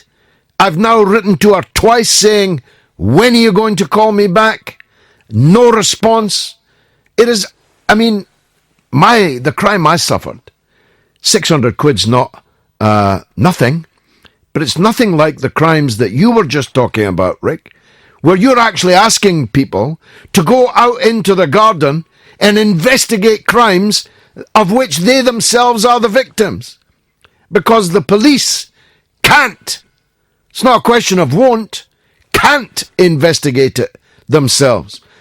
Car theft and damage long ago got relegated to an insurance issue. Now burglary is. And in my case, fraudulent trading. 600 quid that I had to work hard for was stolen from me, and my wife is heartbroken over it because she blames herself for having been so foolish, as she sees it, of trusting this man and parting with our hard-earned money.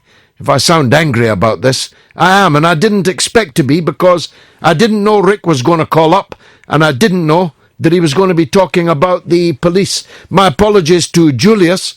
I didn't get through to him.